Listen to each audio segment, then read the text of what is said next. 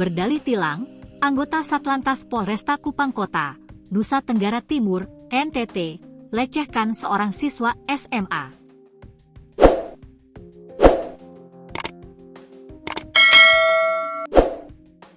Anggota polisi berinisial Bribtu Mr.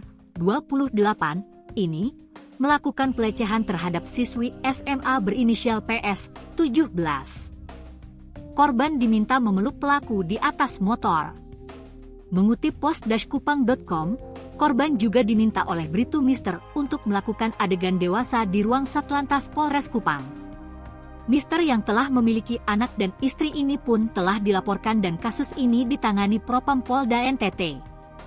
Kejadian ini bermula saat Mister dan rekannya memberhentikan korban dan menilangnya karena korban tak memiliki SIM.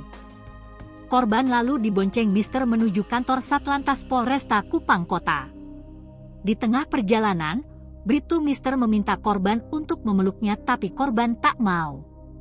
Setibanya di kantor polisi, Mister meminta korban untuk menciumnya. Tak sampai di situ, Bribtu Mister memaksa korban untuk melakukan oral seks namun langsung ditolak oleh korban. Karena tak dituruti, Mister lantas bertindak cabul lalu memperbolehkan korban pulang.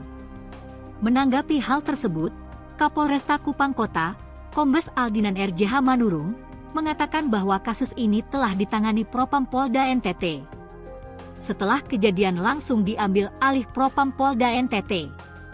Jadi sekarang untuk kasus ini ditangani Polda NTT, ujar Aldinan, saat dihubungi pos-kupang.com, Kamis, 8 Mei 2025. Ia pun mengaku, akan memberikan hukuman berat apabila Mister benar-benar melakukannya.